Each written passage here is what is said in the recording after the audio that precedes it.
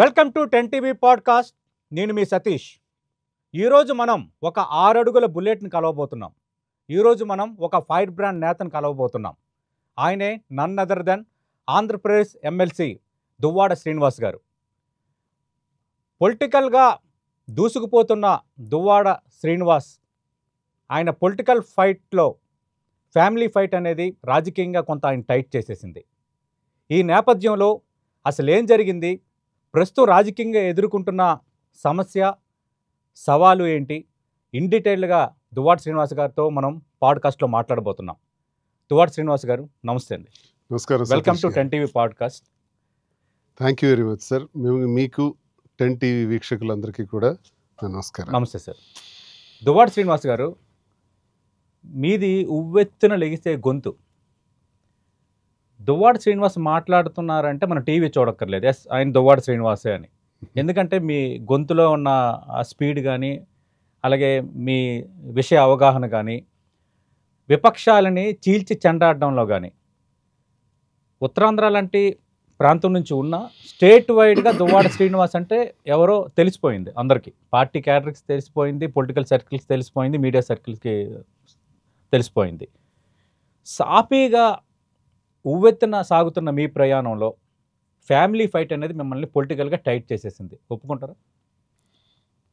అవును, నా జీవితంలో రాజకీయాలు చెయ్యాలి అని విద్యార్థి దశ నుంచి ఆలోచించాను. ఉద్యోగం చేసుకుంటే ఎక్కడో నమస్కారం పెట్టుకుని టైం పాస్ అయిపోయి జీవితం అయిపోతే కట్ చేస్తే ఏమీ మిగిలేదు, ఏం లేదు. ఏదైనా ఒక పాపులర్ ఫీల్డ్లో ఉండాలని రాజకీయాన్ని వేదికగా విద్యార్థి దశ నుంచే ఎన్నుకున్నాను. చాలా ఫెరోషియస్గా వచ్చాను. స్టూడెంట్ పాలిటిక్స్లో కూడా అలా ఉండేవాడిని. ఈ జాతీయ రాజకీయాలకి కాంగ్రెస్ పార్టీలో మొదటి నాది, నా పుట్టుక నుంచి కాంగ్రెస్. అందులోనూ కూడా చాలా అగ్రెసివ్గా పనిచేసేవాడిని. రాజశేఖర్ రెడ్డి గారితో మంచి స్నేహం. రాజశేఖర్ రెడ్డి గారే నన్ను జిల్లాకు పరిచయం చేశారు. రాజశేఖర్ రెడ్డి గారి ద్వారా ఎర్రంనాయుడుతో ఫైట్ చేయటం జరిగింది. నువ్వు ఎర్రంనాయుడుతోనే నువ్వు యుద్ధం చేయి, తర్వాత నేనున్నానని సార్ నాకు చెప్పడం. స్ట్రాంగ్ ఫైట్ చేసేటప్పుడు ఎలా చేయాలి, అప్పుడు హరిశ్చంద్రపురం నియోజకవర్గంలో అన్ని రిగ్బూత్లే, సుమారు 45 వరకు రిగ్గింగ్ బూత్స్ ఉండేవి. అంటే ఉదయం 8కి పోలింగ్ స్టార్ట్ అయితే 9:30 కల్లా కొట్టిపడేస్తారు. రౌడీజం, గుండాయిజం. ఆ స్థితిలో నన్ను రాజశేఖర రెడ్డి గారు వదిలేరు ఎర్రనాయుడు మీద.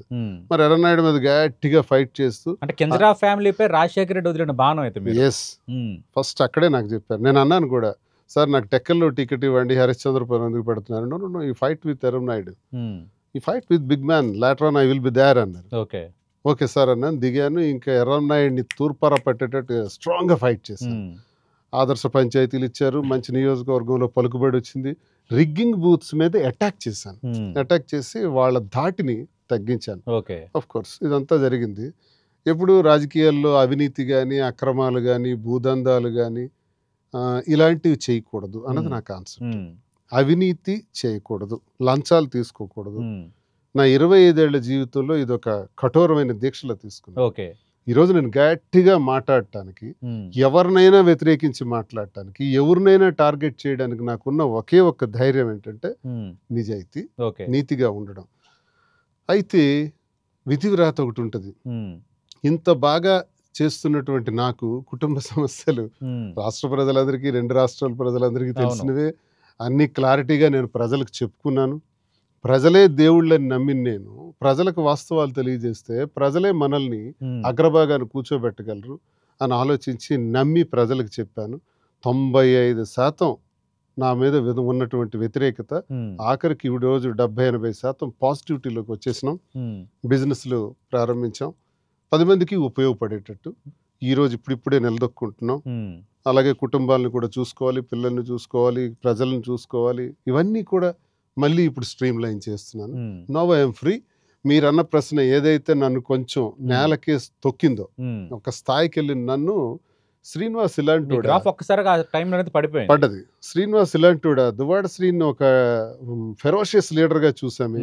ఏంటిది, ఈ ప్రేమ వ్యవహారాలు ఏంటి, ఈ లవ్ ఏంటి, ఇవన్నీ అనుకుంటారు. కానీ ఇది ప్రేమ కాదు, లవ్ కాదు. తప్పని పరిస్థితుల్లో జరిగినటువంటి విపత్కర పరిణామాల నుంచి తీసుకున్నటువంటి నిర్ణయం. ఆ నిర్ణయాన్ని నిలబెట్టుకునే విధానం, ఆ నిర్ణయాన్ని 10 మందికి చెప్పాలి ప్రజలకి. దాచుకుంటే అందరిలానే నేను దాచేయొచ్చు. అవును. కానీ అలా కాదు. నేను జనంకి చెప్తా అని చెప్పాను. సరే దాని నుంచి ఇప్పుడిప్పుడే బయటపడ్డాను. మళ్ళీ రీస్టార్ట్ చేశాను. మళ్ళీ రెనెసాన్స్ అంటారు ఇంగ్లీష్‌లో, అంటే పునర్జీవనం.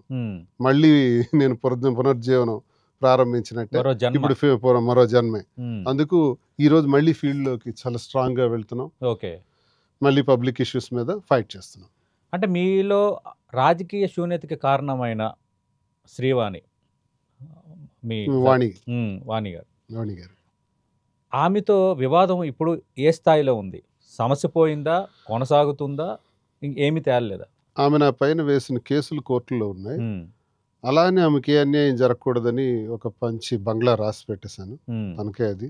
అలాగే ఎప్పుడు జీవితంలో ఆర్థిక లోటు ఉండకూడదు ఆమెకి. దర్జాగా బ్రతకటానికి ఒక మంచి అసెట్ని, ఫ్యాక్టరీ, ఒక ఇండస్ట్రీ ఉంటే ఇండస్ట్రీ కూడా రాసేసాను. So she can be happy, she can be in happy position. అంటే ఫైనాన్షియల్గా ఏ లోటు లేదు, ఉండొచ్చు. పిల్లల్ని నేను చూసుకుంటున్నాను. పిల్లలకి ఆమెకి ఖర్చు పెట్టాల్సిన అవసరమే లేదు, మొత్తం నేనే చూసుకుంటాను. అది నా బాధ్యత. పిల్లలు కూడా ఎందుకు మీ పైన ఆరోపణలు చేస్తున్నారు? మా తండ్రి మమ్మల్ని మోసం చేశాడు అన్నారు. అప్పుడు అది 2 ఆడపిల్లలు. అప్పుడు ఎంతైనా తల్లి ఇది ఉంటుంది కదా సార్. అప్పుడు కానీ ఇప్పుడు అవన్నీ లేవు కదా. నా పిల్లలు నన్ను అర్థం చేసుకున్నారు. ఇప్పుడు హ్యాపీగానే ఉన్నాం. వాళ్ళు హాయిగా ఉంటున్నారు. ఒక పెద్ద పాప డాక్టర్ అయిపోయింది, రెండో పాప ఇప్పుడు పీజీ చేస్తుంది. అవన్నీ నేను రెస్పాన్సిబిలిటీస్ అన్ని నేను తీసుకుంటున్నాను. సో ఎవరికి అన్యాయం చేయకూడదు. వాణి గారికి అన్యాయం జరగకూడదు. ఆమె అలా ఉండాలనుకుంటున్నారు కాబట్టి ఆమెకి అది జరిగింది. లేదు నా భర్తతోనే నేను ఉండాలి అని అనుకుని ఉంటే, మీడియా ముందుకు వెళ్ళకపోయి ఉంటే, జగన్మోహన్ రెడ్డి గారి వరకు వెళ్ళకపోయి ఉంటే, తాడు తెగేదాకా లాగకపోయి ఉంటే ఈ సిచ్యువేషన్ వచ్చి ఉండేది కాదు. అలాంటి పరిస్థితుల్లో నేను నిర్ణయం తీసుకోవాల్సి వచ్చింది. నా కోసం నిలబడినటువంటి, నేను ఒంటరి అయిపోయినప్పుడు 2-3 సంవత్సరాలు నా కోసం నిలబడి తన జీవితాన్ని పాడు చేసుకున్నటువంటి మాధురి కోసం నేను అండగా ఈరోజు మాధురిని నేను దగ్గర తీసుకోవాల్సి వచ్చింది తప్ప, మాధురి గతిలే కాదు. చాలామంది ట్రోల్స్లో రకరకాలుగా పెడతారు మాధురి క్యారెక్టర్ మీద, మాధురి వ్యక్తిగతం మీద. చాలా తప్పది. షీఈ్ వెరీ నైస్ గర్ల్, మంచి అమ్మాయి. ఆ అమ్మాయి అలాంటి వ్యక్తి అయితే నన్ను పట్టుకోవాల్సిన అవసరం లేదు. నా వయసు ఏంటి, అమ్మాయి వయసు ఏంటి. నాకు జరిగిన అన్యాయానికి ఆమె అండగా నిలబడి ఆమె నష్టపోయింది తన కుటుంబాల్లో. ఆమెకు నేను ఈరోజు భరోసాగా ఉన్నాను. అటు నా కుటుంబాన్ని చూసుకోవాలి, మాధురిని నేను చూసుకోవాలి, వాళ్ళ పిల్లల్ని చూసుకోవాలి. ఒక ఐడియాతో ఈరోజు ఒక బ్రాడ్ థింకింగ్తో ముందుకెళ్తూ మన మీద ఆధారపడినటువంటి ప్రజలకు కూడా మనం చూసుకోవాలి, మన ప్రాంతాన్ని చూసాలి, మన డెవలప్మెంట్, ప్రాంతం అభివృద్ధి గురించి కూడా మనం మెయిన్ ఫోకస్ పెట్టాలని మళ్ళీ ఇవన్నీ సర్దుకుపోతూ ముందుకెళ్తున్నాం. ఇప్పుడు ఆ సమస్య పోయినట్టే. అంటే సమస్య పోయిందంటే ఎట్లా? ఇప్పుడు వాణి గారి నుంచి మీకు డైవర్స్ కాలేదు, సేమ్ దివ్యల మాధురి గారు భర్త నుంచి డైవర్స్ ఆమెది అయిపోయింది, ఆల్మోస్ట్ అయిపోయింది. ఇప్పుడు మీది ఇప్పుడు కోర్టులో ఉంది. నాది కోర్టులో ఉంది. కోర్టులో ఉన్నా మీరు ఎలా ఉంటున్నారంటే తప్పదు. ఓకే. అది నాకు తప్పదు కాదు, మరి నేనేం చేయాలి? కోర్టులో తీర్పు వచ్చినప్పటికీ ఎన్ని సంవత్సరాలు పడుతుంది, ఎన్ని సంవత్సరాలు రహస్యంగా ఉండాలి? ఎందుకు? ప్రజలందరికీ చెప్పాను కదా, నా దృష్టిలో ప్రజలే కోర్టు. ప్రజలకు చెప్పేసినాను, ప్రజలే నాకు తీర్పు ఇచ్చారు. మా వ్యాపార వ్యవహారాలన్నిటికీ పూర్తి సహకరిస్తున్నారు, నాకు మద్దతుగా నిలబడ్డారు. చాలు, ఆ తీర్పుతో ఇలా ముందుకెళ్తున్నాను. ఓకే. మరి 2 అమ్మాయిలు కదా, ఎప్పుడైనా నాన్న మనందరం కలిసి ఉందాం, నువ్వు మనసు మార్చుకొని ఎప్పుడైనా అన్నారా? లేదు, ఆ డిస్కషన్స్ రాలేదు. వాళ్ళకి ఏదైనా అవసరం ఉంటే నాకు చెప్తారు, ఇమీడియట్గా అది నేను చేస్తాను. మరి అది జరిగే పని కాదు సార్, అయిపోయింది అది. ఇంకా కలిసి ఉంటాలి, ఇవన్నీ అయిపోయి కోర్టులో ఆల్రెడీ కేసులు ఉన్నాయి కాబట్టి అది ఇంకా వేరేగా నడుస్తుంది. పిల్లల్ని మేము చూసుకుంటాం.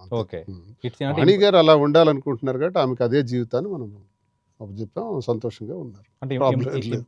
ఆమె రాజకీయాలు చేస్తున్నారు కదా, ఆమె యాక్టివ్గా తిరుగుతున్నారు, ఆమెమి లో ప్రొఫైల్లో లేరు, స్ట్రాంగ్గానే ఉన్నారు. మరి ఇప్పుడు వైఎస్ఆర్ కాంగ్రెస్ పార్టీలో ఉన్నారు, టెక్కలి జడ్పీటీసీగా ఆమె గెలిచారు, అలాగే టెక్కలి ఇన్ఛార్జ్గా పేరాడ తిలక్ ఉన్నారు. మరి మీరు వైఎస్ఆర్ కాంగ్రెస్ పార్టీ నుంచి సస్పెన్షన్ గురయ్యారు, ఏమనుకుంటున్నారు? అంటే సస్పెన్స్ ఎత్తేస్తారా? ఒకవేళ ఎత్తేస్తే మళ్ళీ వైసీపీలో వీళ్ళందరూ మొక్కలు చూసుకుంటూ ఉండగలరా? మరి సస్పెన్షన్ ఎత్తుతారంటే నేను, ఎందుకంటే ఇది నాకు జగన్మోహన్ రెడ్డి గారికి ఉన్న ఇబ్బంది కాదు.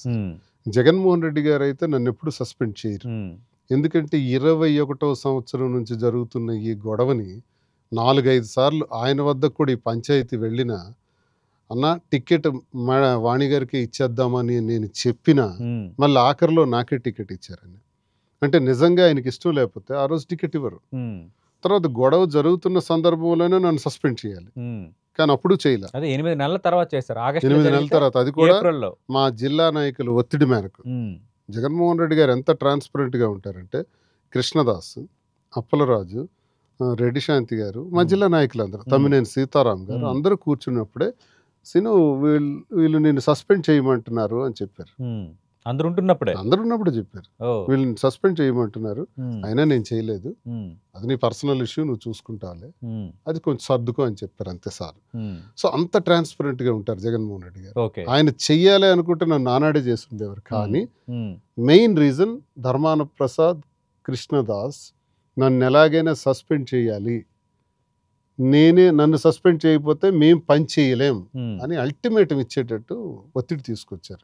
ఇది వీళ్ళకి అన్న అలవాటు ఇప్పుడే కాదు. రాజశేఖర రెడ్డి గారితో అడుగులేసిన నన్ను రాజశేఖర రెడ్డి గారి దగ్గర నుంచి కూడా సస్పెండ్ చేయించారు కదా 2007లో. నేను ఒక విషయంలో చాలా తీవ్రంగా ప్రతిఘటిస్తాను ధర్మాన ప్రసాద్ని, ముఖ్యంగా ఆయన సోదరుడు తర్వాత రాజకీయాల్లోకి వచ్చాడు, ఎమ్మెల్యే. నా ఫైట్ ఎర్రంనాయుడుతో, ధర్మాన ప్రసాద్తో, నా చిన్నప్పటి నుంచి కూడా. స్వంత పార్టీలో ధర్మాన ప్రసాద్తో, ప్రతిపక్షంలో ఎర్రనాయుడుతో. ఇప్పుడు వచ్చాడు అచ్చెన్నాయుడు, రామ్మోహన్ నాయుడు, వీళ్ళంతా. ఇప్పుడు ఏజ్లో నాది అచ్చెన్నాయుడు సమానమైన ఏజ్ అయినప్పటికీ చిన్నప్పటి నుంచి వాళ్ళ అన్నయ్యతోనే నా ఫైట్. ఆయన మరణించాడు అనుకోండి. ఈ ఫైట్లో వీళ్ళిద్దరూ ఒకటి, ధర్మాన ప్రసాద్, ఎర్రనాయుడు. వీళ్ళు ఎలా ఆలోచిస్తారు, రాజకీయ ప్రత్యర్థులు కదా ఇద్దరు ఒకటే. నో, మనం అందరం అదే అనుకుంటాం. మా జిల్లా రాజకీయం అసలు స్పష్టంగా అర్థం చేసుకుంటే రేపు రాబోయే రాజకీయ పార్టీలకు కూడా చాలా మంచిది ఇది. జగన్మోహన్ రెడ్డి గారికి కానీ ఈ విషయం అర్థం కావాలి, చంద్రబాబు నాయుడుకి ఈ విషయం అర్థం కావాలి, పవన్ కళ్యాణ్ గారికి కూడా ఈ విషయం అర్థం కావాలి. మా జిల్లాలో చాలా నీచ రాజకీయాలు జరుగుతాయి. కేడి బ్రదర్స్ అని పేరు పెట్టాను అందుకే నేను. కే అంటే కింజరాపు, డి అంటే ధర్మాన. వీళ్ళిద్దరూ ఒకటే. ఇక్కడ ఏంటంటే వాళ్ళిద్దరు ఒకటవడానికి రీజన్ ఏంటంటే కులం. వాళ్ళు వెలం కులానికి చెందిన వాళ్ళు. మాది శ్రీకాకుళం. శ్రీకాకుళం జిల్లాలో ఉత్తరాంధ్ర ప్రాంతంలో ఆ ప్రాంతాన్ని మనం కళింగ ఎంపైర్ అంటాం, కళింగ సామ్రాజ్యం. కళింగ సామ్రాజ్యమైనటువంటి ఆ ప్రాంతంలోనే కళింగులతో యుద్ధం చేయడానికి వచ్చినటువంటి అశోకుడు చరిత్రలో. అశోకుడు అక్కడే రిపెంటెన్స్ అయ్యారు యుద్ధంలో. రక్తపు టేరుల్లో రక్తం ప్రవహిస్తుంటే అది చూసి రిపెంటెన్స్ అయ్యి, అంటే పశ్చాత్తాపడి యుద్ధాన్ని విరమించి బౌద్ధంలో చేరారు. అంతటి చరిత్ర కలిగినటువంటి పుణ్యక్ష ప్రాంతం అది. ఆ ప్రాంతానికి చెందినటువంటి కళింగ అంటే ఒక కులం పేరు కాదు, ఒక సంస్కృతి పేరు. ఆ ప్రాంతంలో వైశ్యాస్ కానీ, కాపులు కానీ, అన్ని వెలమాస్ కానీ అందరూ కళింగ ప్రాంతానికి చెందిన వాళ్ళు. అందులో మెయిన్ రోల్ చేసిన వాళ్ళు యుద్ధంలో కళింగులు. సో ఆ పేరు మాకు అలా వచ్చేసింది, ఉండిపోయింది, చరిత్ర లేదు. మరి అలాంటిది ఈరోజు రాజకీయంలో మేము ఎలా ఉన్నాం? బొడ్డేపల్లి రాజగోపాలరావు గారి చరిత్ర, 6 సార్లు ఎంపీగా గెలిచి ఇందిరాగాంధీ ఓడిపోయినప్పుడు కూడా ఆయన గెలిచాడు. మరి రాజగోపాలరావు గారి చరిత్ర తర్వాత కణితి విశ్వనాథం గారు, అప్పయ్య దొర గారు, రేవతిపతి గారు, ఇంతమంది వచ్చారు. ఎవ్వరు కూడా రాజగోపాలరావు గారి తర్వాత ఎవరు బాగుపడలే. సీతారాం గారు వరకు, నా వరకు కూడా ఒక్క సీతారాం గారే రామారావు గారు హయాంలో రామారావు గారి దయతో ఆయన మంత్రి అయినారు, రామారావు గారి సహకారంతో ఆయన అయ్యారు. అంతే తప్ప అలా ఆలోచించిన వ్యక్తి ఎన్టీఆర్ కాబట్టి అవకాశం ఆయనకు వచ్చింది. తర్వాత మరి ఎవరికి రాలే. ఈ పరిస్థితుల్లో వీళ్ళు మా కమ్యూనిటీ కూడా ఎలా ఉంటుంది అంటే శ్రీకాకుళంలో నెంబర్ 1 కళింగ, నెంబర్ 2 కాపు, తూర్పు కాపు, నెంబర్ 3 రెడ్డిక, నెంబర్ 4 యాదవాస్. అంటే రెడ్డికాస్ యాదవాస్ సమానంగా ఉంటారు. తర్వాత ఎస్సీ వస్తారు. ఎస్సీ తర్వాత మరో 4-5 కులాల తర్వాత 8-9 లైన్లో ఉంటారు వెలమ. వీళ్ళ రాజకీయం ఏంటంటే నాకు అర్థం కాదు. అసలు రాజగోపాలరావు గారు మరణానంతరం, అలాగే కాపులకు చెందినటువంటి కాపు నాయకుడు, మహానాయకుడు, గొప్ప నాయకుడు గొర్రెల శ్రీరాములు నాయుడు గారు మరణానంతరం కాపు వర్గాలు, కాళింగ వర్గాలు అణగారిపోయినాయి, భూమి మీదకు తొక్కేసినారు. ఎవరంటే ఈ కేడీ బ్రదర్స్. ఎర్రంనాయుడు, ధర్మాన ప్రసాద్ వచ్చిన దగ్గర నుంచి జిల్లాకి నాశనం పట్టింది, దరిద్రం పట్టింది. అందులో భాగంగానే వాళ్ళిద్దరు ఒకటైపోయి ఆయన గెలవాలి, ఈయన గెలవాలి, అందరూ ఓడిపోవాలి. అత్యంతగా ప్రాధాన్యత ఉన్నటువంటి కాపులు ఓడిపోవాలి, కాళింగులు ఓడిపోవాలి.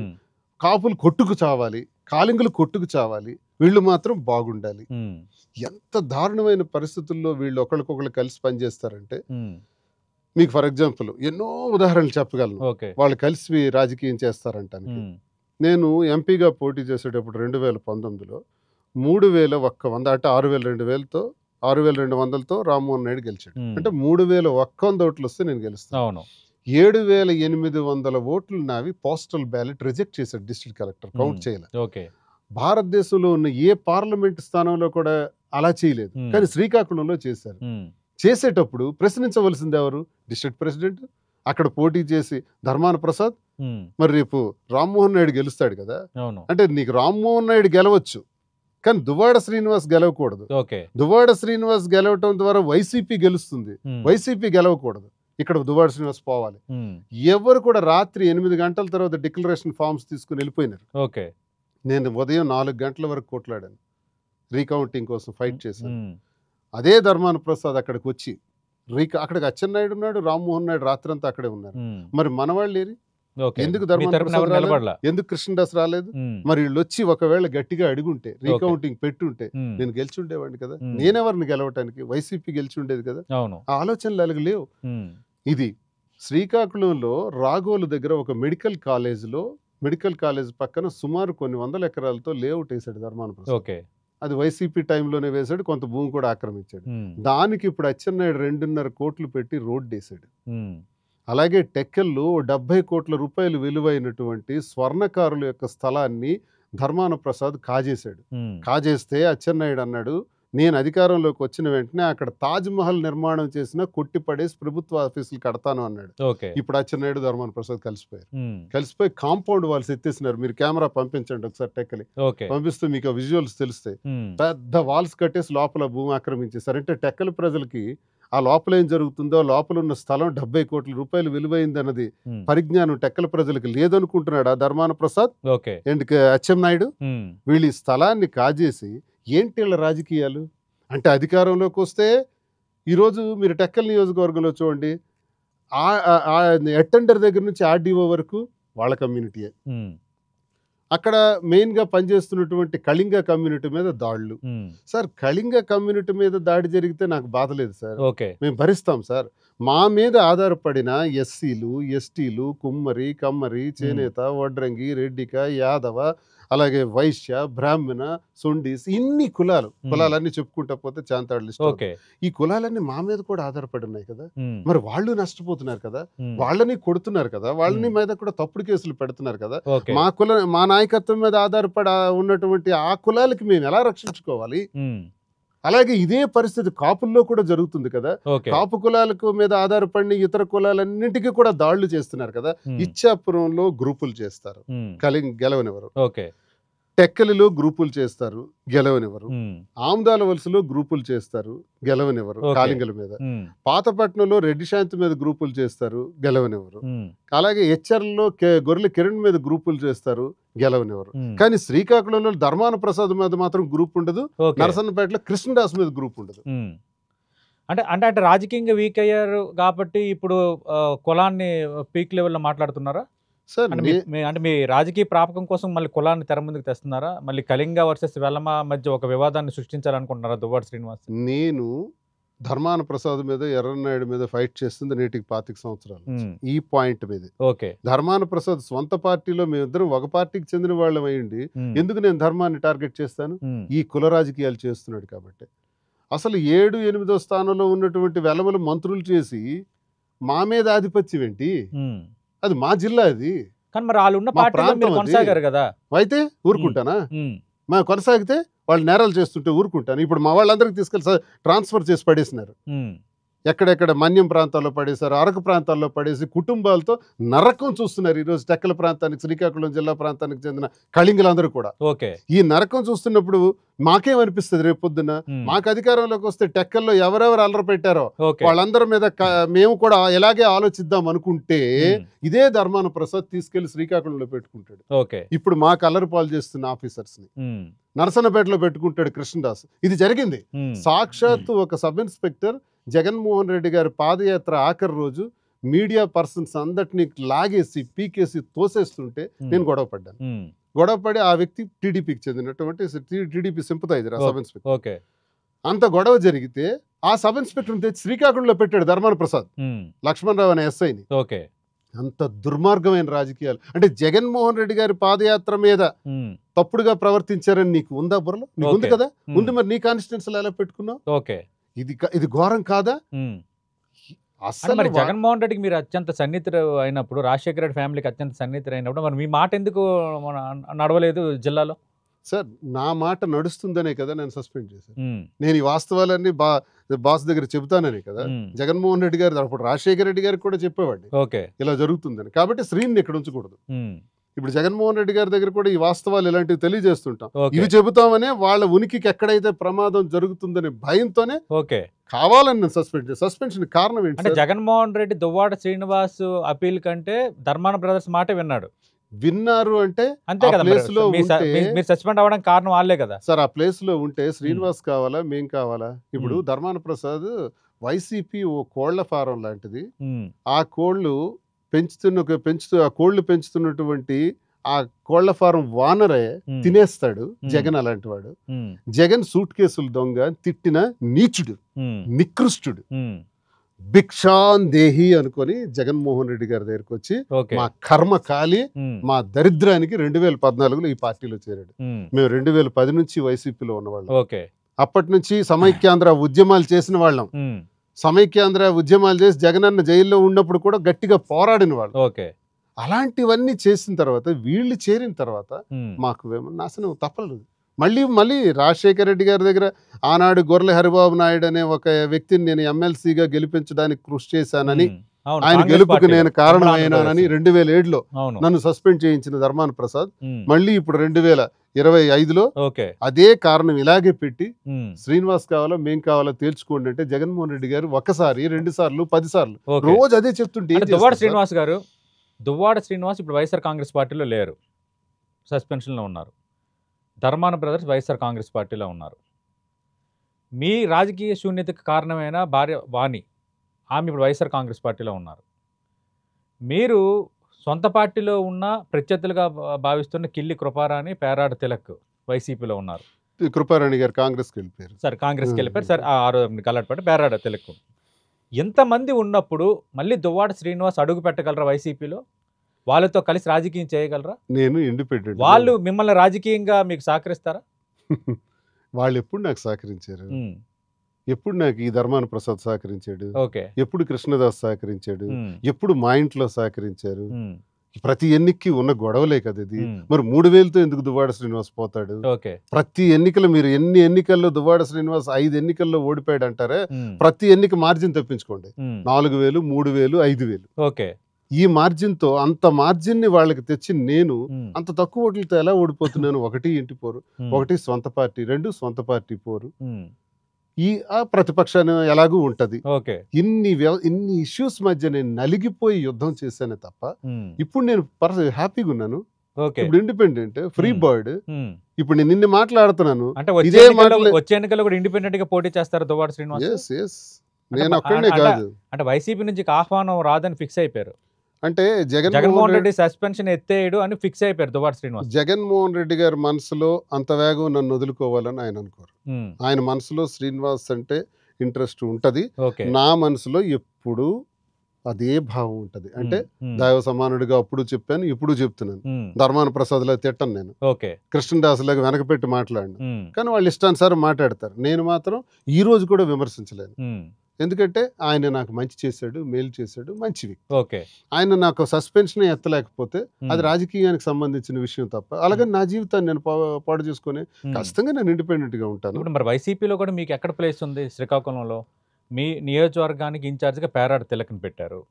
మీ రాజకీయ పతనానికి మీరు కారణంగా చూపుతున్న భార్య వాణి అదే నియోజకవర్గంలో ఉన్నారు. Point number 2. 2 పార్లమెంట్ నియోజకవర్గ ఇన్ఛార్జ్గా తమ్మినేని సీతారాం ఉన్నారు. మీకు ఎక్కడ ప్లేస్ ఉంది? మీరు ఒకవేళ వైఎస్ఆర్ పార్టీ సస్పెన్షన్ ఎత్తేస్తే దువ్వాడ శ్రీనివాస్కి ఎక్కడ సీట్ ఇవ్వాలి, ఎక్కడ కూర్చోబెట్టాలి? మీరే చెప్పండి. మరి ఇన్నాళ్ళంతా ఎలా వచ్చింది? ఇన్నాళ్ళు మీకు నియోజకవర్గం ఉంది, అంతకుముందు ఎంపీగా పోటీ చేశారు. సరే, ఇలాంటి ఇబ్బందులు ఎదుర్కొంటున్నారని మీకు ఆయన ఎమ్మెల్సీగా అవకాశం ఇచ్చారు. ఇప్పటికి ఎమ్మెల్సీగా ఉన్నారు. నా ముందు మీరు శాసనమండలి సభ్యుడిగా కూర్చున్నారు. ఇప్పుడు నేను ఇప్పుడు దువ్వాడ శ్రీనివాస్కి ఎందుకు ఇవ్వాలి? ఇప్పుడు మీరు ఆడుతున్న మాటల అర్థం ఏంటంటే, ఒకవేళ పార్టీలో చర్చ జరిగితే అసలు ఎందుకు ఇవ్వాలి, ఆయన అవసరం ఏంటి అనుకుంటున్నట్టే కదా. నా దమ్మేంటో, ఓకే, నియోజకవర్గాల్లో మాకున్న శక్తి ఏంటో 29లో చూపెట్టడానికి అన్ని ప్రణాళికలు వేసుకుంటున్నాం. పలాసలో మా క్యాండిడేట్ ఉంటాడు, ఓకే, పోటీ. ఓకే, మా సొంత బ్రదరే ఉంటాడు, దువ్వాడ శ్రీధర్. ఓకే, నేను ఇక్కడ ఉంటాను టెక్కల్లో. నరసన్నపేట, శ్రీకాకుళంలో నా మనుషులు పోటీ చేస్తున్నారు. ఓకే, ఇంకా మరికొన్ని ప్రాంతాల్లో కూడా నా మనుషుల్ని పెడతాను. నా స్వతంత్రత ఏదైతే ఉందో, నా తటస్థత ఏదైతే ఉందో, ఈ లైన్లో ముందుకెళ్తాను. వెళ్ళేటప్పుడు 29 ఎన్నికల్లో మాకు ఎంత ఓట్ షేర్ వస్తుందో రేపు మీరు చూస్తారు. జిల్లా కొత్తగా పార్టీ ఏమైనా పెట్టబోతున్నారా దువ్వాడ శ్రీనివాస్? ముందు నేను స్వతంత్రుడిగా శ్రీకాకుళం నుంచి నా యుద్ధం స్టార్ట్ చేస్తున్నాను. 29లో జరగబోయేది ఇదే. మీరు స్టార్ట్ చేస్తున్నారు. మీరు 4-5 నియోజకవర్గాల్లో ఆల్రెడీ క్యాండిడేట్లను కూడా క్యాండిడేట్లు కూడా మా మనుషులు పనిచేస్తున్నారు. ఒక రకంగా అభ్యర్థులు ప్రకటన. నా ప్రశ్న అదే, వాళ్ళు కూడా ఇండిపెండెంట్లా లేదంటే సొంతంగా పార్టీ పెడతారా, లేక కూటమికి ఏమైనా దగ్గర అవుతున్నారా? నేను ఎవరికి దగ్గర అయ్యే పరిస్థితులు నాకు లేవు. నన్ను ఎవరు తీసుకోరు కూడా. ఎందుకంటే నేను చంద్రబాబు నాయుడు గారికి గట్టిగా విమర్శించాను, పవన్ కళ్యాణ్ గారికి విమర్శించాను, లోకేష్ గారికి విమర్శించాను. ఇప్పుడు సడన్ గా మీరు మైక్ ముందుకు వచ్చి వాళ్ళకి ముగ్గురిని విమర్శించిన చాలా మంది ఇప్పుడు కూటమిలో ఉన్నారు, మంత్రులకు కూడా ఉన్నారు. అదే నేను చెప్తున్నాను కదా. ఇప్పుడు సడన్ గా మీరు పొగడమంటే నేను పొగడలేను.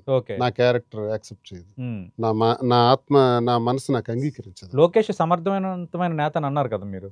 లోకేష్, అదే నేను అప్పుడు అనేది ఏంటంటే, పవన్ కళ్యాణ్కి ముఖ్యమంత్రి ఇస్తే మంచిదా, లోకేష్కి ఇస్తే మంచిదా అని మీలాంటి పెద్దవారు అడిగేటప్పుడు, పవన్ కళ్యాణ్కి ఎలా ఇస్తారు? ఆయన ఓట్ షేర్ 5-6%, మహా అయితే 10%, 90% ఓట్ షేర్ టీడీపీకి ఉంది. కాబట్టి లోకేష్ అర్హుడు అన్నాను. 29 వరకు ఉన్న పరిస్థితుల్లో ముఖ్యమంత్రి స్థానానికే గాని ఒకవేళ అవకాశం వస్తే అన్నాను తప్ప అది అభిమానం ఇదని కాదు. లోకేష్ గారితో కూడా అంటే నేను ఒక మాటలో చెప్పేది ఏంటంటే, విమర్శించిన వాళ్ళని నన్ను ఎలా పొగడమంటారు, నిన్నటి వరకు పొగిడిన జగన్మోహన్ రెడ్డి గారిని ఎలా తిట్టమంటారు?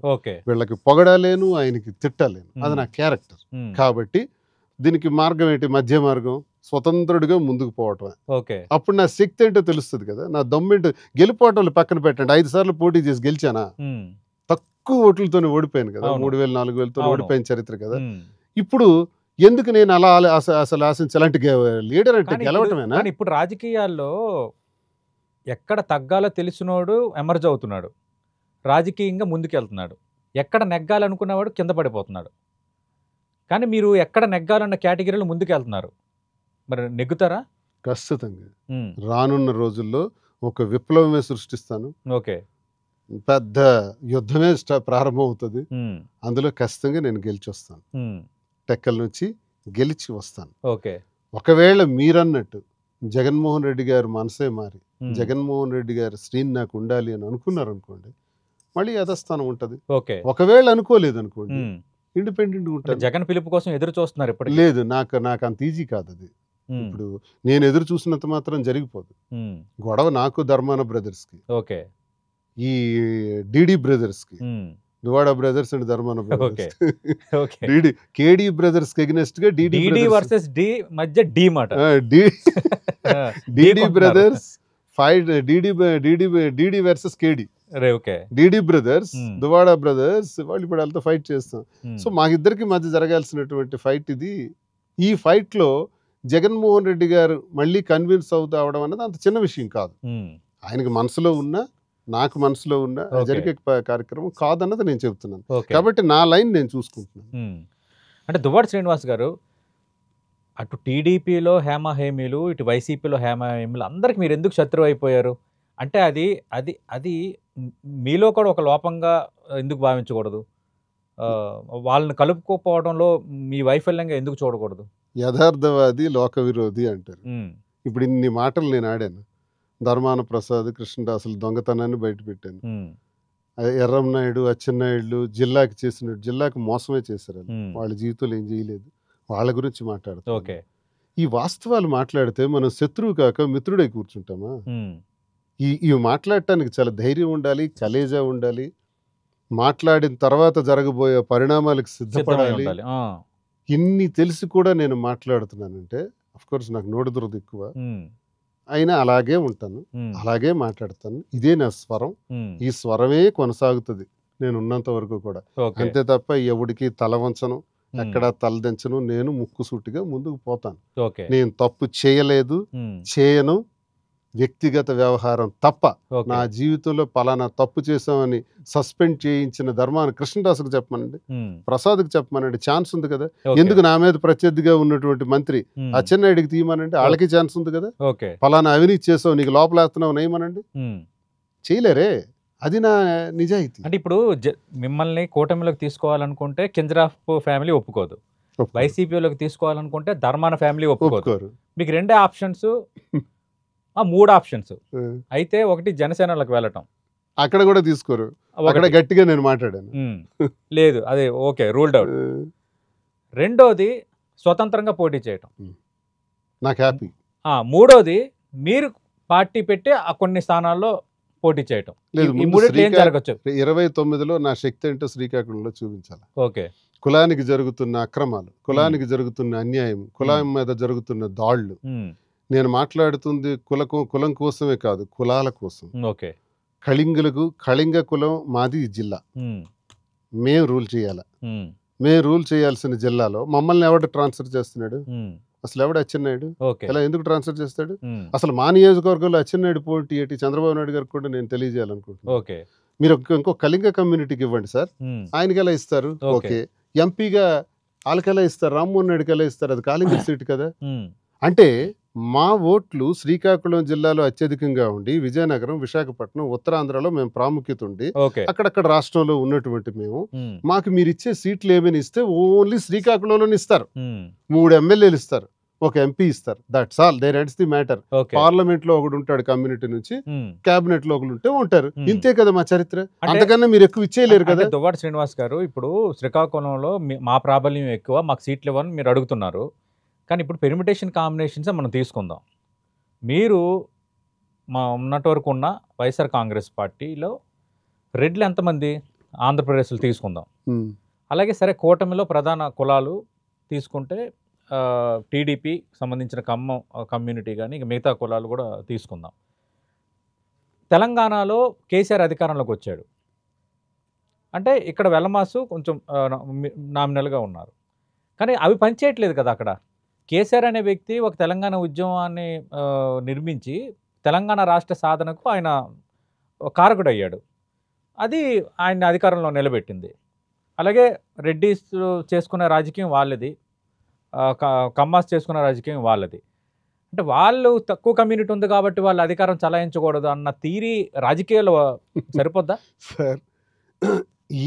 ఈ బీజం, మీరు అడిగిన ఈ బీజం, ఈ చిన్న బీజం నుంచి పుట్టిందే 50 to 53% ఉన్న కాపులు ఎందుకు ముఖ్యమంత్రి కాకూడదు అన్న ఆ పుట్టుక నుంచి వచ్చిందే చిరంజీవి గారు. ఓకే. అందులో నుంచి వచ్చిందే పవన్ కళ్యాణ్ గారు. రెడ్డిలు, చౌదరీలు చేస్తున్నారు, మేమెందుకు చేయకూడదు? మా శాతం ఎక్కువ కదని కాపులకు కలిగినప్పుడు మరి బాధ లేదు. అలాగే బీసీ కులాలన్నీ కూడా ముక్త కంఠంతో ఘోషిస్తున్నాయి నేటికే 3-4 దశాబ్దాలుగా. ఒక్క బీసీ వాడు ముఖ్యమంత్రి కాలేదే. బీసీల శాతం ఎంత? బీసీలు ఎంతగా తొక్కపడుతున్నారు 2 రాష్ట్రాల్లో కూడా. బీసీలకి మరి అవకాశం ఇవ్వరా? మా ఫైట్ స్టేట్ వీళ్ళు లోపంలో కూడా వైఫల్యం ఉండొచ్చు కదా. స్టేట్ లెవెల్కి వస్తే మేము ఐక్యతలో లోపం ఉండొచ్చు కదా. ఐక్యతలో లోపం ఎక్కడా లేదు. తొక్కు పెట్టడంలో, మేము అధిగమించడంలో మాకు లోపాలు కొంచెం కనబడుతున్నాయి. బీసీలకు స్వరాజ్యం రావాలి, బీసీలు రాజ్యాధికారం పొందాలి అన్నది మా గొడవ నడుస్తూనే ఉంది. ఏదో ఒక రోజు ఏపీలో బీసీ వాడు ముఖ్యమంత్రి అవ్వాలి. అయితేనే బీసీలకు, అణగారిన వర్గాలకి, ఎస్సీలకు, ఎస్టీలకు కూడా అవకాశం వస్తుంది. అంతేగాని ఎప్పుడు అగ్రవర్ణాలే ఉంటున్నారు. ఇది రాష్ట్రానికి వచ్చేటప్పుడు నా అభిప్రాయం. బీసీలకు అవకాశం రావాలన్నది. మా జిల్లా వరకు వస్తే అన్ని కులాల పునాదుల మీద అవుతున్నాయి కదా. మొన్న 5 లక్షల రూపాయలు యూకే నుంచి, యుఎస్ నుంచి 5 లక్షలు ఉంటే 5 లక్షలు పట్టుకొని ఫ్లైట్ టికెట్స్ ఖర్చు పెట్టుకుంటే ఇక్కడికి వచ్చి నా కులానికి చెందిన పార్టీ గెలవాలి అనుకుని ఒక ఎన్ఆర్ఐ, కొన్ని లక్షల మంది ఎన్ఆర్ఐలు అనుకున్నారు కాబట్టి మన కూటమి ప్రభుత్వం వచ్చింది. అలాగే రెడ్డిస్లో కూడా అనుకుంటున్నారు కాబట్టి రెడ్డిస్ ముఖ్యమంత్రి అవుతున్నారు. మరి వాళ్ళు కుల పునాదుల మీద వాళ్ళు అవుతున్నప్పుడు బీసీలు ఎందుకు వాళ్ళ కులాల మీద వాళ్ళ పునాదుల మీద వాళ్ళు అవ్వకూడదు? మరి వీళ్ళంతా ఎవరి పునాదుల మీద అవుతున్నారు? బీసీల తాలూకా కులాల యొక్క పునాదుల మీదే ముఖ్యమంత్రులు అవుతున్నారు. అవును, బీసీల పునాదులు నిర్మించుకోవడంలో ఫెయిల్ అవుతున్నారు. తెలంగాణలో కూడా బీసీ నెంబర్ ఎక్కువ ఉంది కదా, వస్తుంది. ఆంధ్రప్రదేశ్ లో బీసీలు ఎక్కువ ఉన్నారు కదా, ఎందుకు ప్రతిసారి బీసీ ముఖ్యమంత్రి అవ్వలేదు? బీసీలకి అవకాశం ఇవ్వాలంటే మరి అది అది సంపాదించుకోవటంలో వైఫల్యాలు కూడా ఉన్నాయి కదా. అందుకే గ్రామ స్థాయి నుంచి వస్తుంది. ఇప్పుడు వెలమలు ఓసీలు, మా జిల్లాలో ఉన్న వాళ్ళు ఒక 2 నియోజకవర్గాల్లో ఉన్నవారు బీసీలు అనిపించుకుంటారు. ఎందుకంటే అదంతా వెనుకబడిన జిల్లా కాబట్టి అనిపించుకుంటారు. కానీ వాళ్ళు ఓసీకి చెందిన వాళ్ళు, వాళ్ళు ఇక్కడ ముఖ్యమంత్రులు అయ్యారు మీరు అన్నట్టు. మరి ఆంధ్రప్రదేశ్ లో కూడా చాలా మంది మంత్రులు అయిన వాళ్ళు ఉన్నారు వెలమలకు సంబంధించి. ఇక కాపులకు సంబంధించి వాళ్ళు కాపులకు సంబంధించి వాళ్ళు ఓసీఏ. మా ప్రాంతంలో ఉండే వాళ్ళు బీసీ, వాళ్ళు కూడా చాలా మంది మంత్రులు అయ్యారు. ఈ రోజు ఉప ముఖ్యమంత్రి కూడా అయినారు, చాలా మంది అవుతున్నారు. మరి మేము ఇప్పుడు అవుతాం? మరి మా బ్రతుకులు అక్కడే ఆగిపోవాలా? మా వాడు ఎంపీ కాకూడదా? ఇప్పటికీ ఎర్రన్నాయుడు దగ్గర నుంచి ఈ రోజు వరకు చూసుకుంటే మా శ్రీకాకుళంలో కళింగ కులానికి చెందిన వాడు ఎంపీ కాలేదు. రాజశేఖర్ రెడ్డి గారు ఉన్నప్పుడు తప్ప కాపులు విశ్వనాథం పనిచేసినట్టున్నారు కదా, ఎంపీ అయ్యారు. తర్వాత మళ్ళీ మాకు అవకాశం రాలేదు. అంటే ఇది పాలవలస రాజశేఖరం గారు కాపు కులానికి చెందిన వాళ్ళు. ఆయన తర్వాత జిల్లా పరిషత్ మళ్ళీ ఎవరు కాలేకపోయినారు కాపుల్లో కూడా. నేను అంటున్నది ఒక్క కాళింగ కులానికే కాదు, మా తర్వాత 2వ స్థానాన్ని పొందుతున్న కాపులకు కూడా అన్యాయం జరుగుతుంది అంటున్నా. ఎక్కడో 7వ స్థానంలో ఉన్న వెలమలు మా మీద రాజ్యాధికారం చేయటం ఏంటి? కాళింగులు కాపులు అట్టడుగును ఉండడం ఏంటి?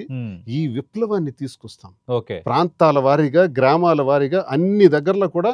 శ్రీకాకుళంలో ఇది ఒక ఉప్పెన్లా వస్తుంది. ఆల్రెడీ మేము స్టార్ట్ చేసాం. ఆ స్టార్ట్ చేసి ప్రజలకు మేము మోటివేట్ చేస్తున్నాం, కులాలకు మేము మోటివేట్ చేస్తున్నాం. ఎందుకంటే మాకు అడ్వాంటేజ్ ఏంటంటే వెలమ కులానికి చెందిన వాళ్ళందరూ కూడా మంచి పోస్టింగ్స్ లో, మంచి ప్లేసెస్ లో శ్రీకాకుళం జిల్లాలో ఉన్నారు. కాపులు కాళింగులు మాత్రం శంకరమారణ్యాలకు పట్టేసినారు, నరకం చూస్తున్నారు. ఇది చాలు నాకు. ఈ పాయింట్ తోనే ఈ 2 పాయింట్లు నెక్స్ట్ మా మీద ఆధారపడిన ఎస్సీలు, ఎస్టీలు, బలహీన వర్గాలు, అగ్రవర్గాలు అన్ని కూడా ఈ రోజు నరకం చూస్తున్నాయి. ఎందుకంటే మాతో వచ్చారు వాళ్ళు చేసిన పాపం అది. కాబట్టి వాళ్ళని మేము ప్రొటెక్ట్ చేయాలి, ప్రొటెక్ట్ చేస్తూ ముందుకెళ్తాం. అంటే శ్రీనివాస్ గారు, కోన రవికుమార్ తెలుగుదేశం పార్టీ ఎమ్మెల్యేగా ఉన్నారు. ఒక ప్రిన్సిపల్తో ఒక వివాదం వచ్చింది. దానిపైన ఆ జిల్లాకి చెందిన కూటమి నేతలు ఎవరు మాట్లాడలేదు. కానీ దువ్వాడ శ్రీనివాస్ ఎందుకు సర్టిఫికేట్ ఇచ్చేస్తున్నారు కోన రవికుమార్కి? కోన రవికుమార్ తప్ప మీరెందుకు వత్తాసు తీసుకుంటున్నారు? కోన రవికుమార్ మీద సౌమ్య అనేటటువంటి ఒక ప్రిన్సిపల్ అలిగేషన్ చేశాను. నేనేమన్నానంటమ్మా, నీకేమైతే ఆయన శారీరకంగా మానసికంగా ఇబ్బంది పెట్టారన్నారో ఎవిడెన్స్ ఇవ్వు, కోన రవికుమార్ని టార్గెట్ చేస్తాను అని నేను చెప్పాను. కానీ అక్కడ జరిగింది ఏమీ లేదు. అచ్చెన్నాయుడు దగ్గరికి ఆమె వెళ్తే నువ్వు ఇష్యూ చేసేయి, వాడు మంత్రి రేసులో ఉన్నాడు, వాడి మంత్రి రేసు నుంచి తప్పించాలంటే నువ్వు ఇష్యూ చేసేయని పంపించాడు. ఈమె తెలియక, దీనికి ఆధారం ఉందా? ఈమెకి తెలియక అమాయకులు కదా. మీరు ముందేమన్నారు, లైంగికంగా వేధించారో లేదో మీ దగ్గర ఆధారం ఉందా అని ఆమె అడిగానని మీరు అన్నారు. అచ్చెన్నాయుడు ఆ సౌమ్య అనే ప్రిన్సిపల్ కి ఈ విధంగా చెప్పారు. అంటే కోన రవికుమార్ మంత్రి రేసులో ఉన్నాడు, అందుకు నువ్వు ఇట్లాగా ఇష్యూ చేసేయమ్మా, నేను చూసుకుంటానని చెప్పాను అంటానికి మీద ఆధారం ఉందా? ఆధారం చాలా బాగా ఆలోచిస్తే ఆధారం దొరికిపోద్ది. ఇప్పుడు అచ్చెన్నాయుడు మంత్రి కదా సార్. అవును. ఒక ఎమ్మెల్యే ఏం చెప్తాడు సార్, ట్రాన్స్ఫర్ చేయగలరా ఎమ్మెల్యే? ఎమ్మెల్యేకు ఉన్న ప్రివిలేజెస్ లో రివ్యూ చేస్తారు. రివ్యూ చేసి ఆ విషయాన్ని కలెక్టర్కి చెప్తారు. కలెక్టర్ ట్రాన్స్ఫర్ చేశాడు, 3 చేశాడు, ఒక్క సౌమ్యనే కాదు, 3 ఎందుకు కలెక్టర్ చేశారు? ఓకే, కలెక్టర్ ఒకవేళ చేస్తే పెద్దన్న బాధ్యత వహిస్తున్నావు కదా అచ్చెన్నాయుడు, నువ్వు మంత్రివి కదా, మీరన్నమాటే నిజమైతే ఇది అచ్చెన్నాయుడు పంపలేదు, దీనికి ఆధారం ఉందంటే మరి ఎందుకు అచ్చెన్నాయుడు యాక్షన్ తీసుకోలేదు? ఆమెను యథాస్థితిలో ఎందుకు కూర్చోబెట్టలేదు? ఎందుకు డ్రామా చూస్తున్నాడు? ఎందుకు నాటకం చూస్తున్నాడు? అతను కూడా రాష్ట్ర అధ్యక్షుడిగా చేశాడు కదా, జిల్లాకి ఇప్పుడు ఒక పెద్దగా ఉన్నాడు కదా. మరి రామ్మోహన్ నాయుడు ఎక్కడున్నాడు? కేంద్ర మంత్రిగా ఉన్నాడు కదా. రామ్మోహన్ నాయుడు జిల్లాలో జరిగినటువంటి ఈ పరిస్థితి పైన అట్లీస్ట్ రవికి స్పందించొద్దండి. మీరెవరు రవిని గురించి మాట్లాడమంటలా, సౌమ్య గురించి మాట్లాడండి. ఏం mister Rammohan Naidu, where are you? నువ్వెందుకు జిల్లాకు వచ్చి సౌమ్యకు జరిగిన అన్యాయం మీద కలెక్టర్కి నీకు విశిష్టమైనటువంటి అధికారాలు ఉన్నాయి కదా, కేంద్ర మంత్రివి, నువ్వు చెప్తే కలెక్టర్ చేయాలి, మళ్ళీ తెచ్చి సౌమ్యాన్ని అదే ప్లేస్ లో పెట్టాలి. లేదు అచ్చెన్నాయుడు అయినా చేయొచ్చు, మరి మీరు చేయకుండా చోద్యం చూడటానికి రీజన్స్ ఏంటి? ఇది చాలదా? సాక్ష్యం. అంటే మరి రాష్ట్ర వ్యాప్తంగా వివాదం అయింది. ముఖ్యమంత్రి చంద్రబాబు నాయుడు కోన వినాలి. రవికుమార్ తీరు పట్ల అసహనం వ్యక్తం చంద్రబాబు చేసినప్పుడు నాయుడు గారు వినాలి, ఉమ్, రవి మీద మచ్చ రావాలి, నేను అదే- రవి క్యాబినెట్ లిస్ట్ లోను నుంచి పక్కకు పోవాలి. నేను అదే అంటున్నా. ఇప్పుడు చంద్రబాబు నాయుడు అసహనం ఇది వ్యక్తం కులం మీద చేసినప్పుడు దాడి. చంద్రబాబు నాయుడు అసహనం వ్యక్తం చేసినప్పుడు కోన రవికుమార్ పట్ల ఇక మిగతా నేతలు మాట్లాడడానికి ఎలా ధైర్యం చేస్తారు? అంటే ఏ పక్షం కూడా ఎందుకు చంద్రబాబు ఇంత వివాదంలో మనం ఎందుకు అని ఏ రాజకీయ నాయకుడు అని అనుకుంటారు కదా. నాయుడు అగ్గిపుల్లేసి రాజేసి చంద్రబాబు నాయుడు గారు వరకు అది వెళ్ళేటట్లు చేసింది అచ్చెన్నాయుడు. ఉమ్. ఇప్పుడు వీళ్ళదే నడుస్తుందండి, అదే నేను చెప్తున్నాను. నేను అదే అంటున్నా. కేడీ ఇప్పుడు బ్రదర్స్ ది మీకు సార్, అచ్చెన్నాయుడు మీద ఇప్పుడు- వ్యతిరేకత కాబట్టి ఆయన చేసేసాడని మీరు ఎట్లా అనేస్తారు? సార్, ఇప్పుడు కేడీ బ్రదర్స్ ఇది నడుస్తుంది సార్. వాళ్ళకున్న అదృష్టం, వాళ్ళకున్న అడ్వాంటేజెస్, మాకున్న డిసడ్వాంటేజెస్ అవే. చంద్రబాబు మాట్లాడండి. నాయుడిని మోటివేట్ చేయగలిగే శక్తి ఈ రోజు అచ్చెన్నాయుడికి, రామ్మోహన్ నాయుడుకి ఉంది. వాళ్ళ Hmm. వెలంకొలం. ఉమ్, జగన్మోహన్ రెడ్డి గారికి కూడా తప్పుడు సమాచారం ఇచ్చే అవసరమైతే ఉమ్, వాళ్ళు రిజల్ట్స్ సాధించగలిగే శక్తి ధర్మాన ప్రసాద్కి ఉంది, కృష్ణదాస్కి. ఓకే వాళ్ళ వెలంకొలం. ఓకే కానీ అక్కడ ఎక్కువ శాతం ఉన్నటువంటి మాకు లేదు అవకాశం. ఉమ్, చూడండి, తమ్మినేని సీతారాంకి మీకు కోనరవిని ఎలాగైతే కార్నర్ చేశారో టీడీపీలో, ఉమ్, సేమ్ తమ్మినేని సీతారాం చేశారు. ఉమ్, తమ్మినేని సీతారాంకి ఇన్ఛార్జ్ తీశారు. అవును. ఇన్ఛార్జ్ తీసినప్పుడు ఇంకో వ్యక్తికి వేశారు. చింతాడు సీతారాం రవి గారు ఏమన్నారు? చింతాడు రవి ఏమన్నారు? నా ఉమ్. కొడుకుని అయ్యండి అని అన్నారు. ఉమ్, కొడుక్కి ఇవ్వడానికి వద్దు అంటారు, ఉమ్. అర్హత లేదు. ఉమ్, సీతారాంకి ఏజ్ అయిపోయింది. ఉమ్. మరి ధర్మాన ప్రసాద్కి ఏమైనా 50 సంవత్సరాల 40 సంవత్సరాల? ఉమ్, ఈయనకి 70 సంవత్సరాలే కదా. ఉమ్. మరి ఆయనకి ఎందుకు మరి తీయకూడదు? హైకమాండ్ ఆయన మరి పట్ల ఒకవేళ- నమ్మకం ఉంచింది, ఈయన పట్ల లేదు. ఒకవేళ సీతారాం కొడుకు అనర్హుడైతే ధర్మాన ప్రసాద్ కొడుకు అర్హుడా? ఉమ్, కృష్ణదాస్ కొడుకు అర్హుడా? ఉమ్, వీళ్ళు అర్హులైతే సీతారాం కొడుకు ఎందుకు అర్హుడు కాడు? ఓకే. అంటే వైసీపీలో కూడా అదే అన్యాయం ధర్మాన బ్రదర్స్ ద్వారా జరుగుతుంది. ఉమ్, అదే అన్యాయం టీడీపీలో కూడా కింజరాపు అదే తండ్రి కొడుకుల ద్వారా ఉమ్. రవికి జరుగుతుంది. ఇది నా ఘోష. ఓకే. ఇది ఇది ఇది మారాలి. అంటే నేను అదే అంటున్నా, ఈ ఘోష ద్వారా దువ్వాడ శ్రీనివాస్ ఏం సాధించారు ఓడిపోవడం తప్పించి అని. పోతే పోనీ సార్, ఉమ్, ఓడిపోయామో గెలిచామా కాదు, లీడర్గా ఉన్నామా అన్నది లేదా అన్నది ముఖ్యం. Sir, I want to be the leader. Okay.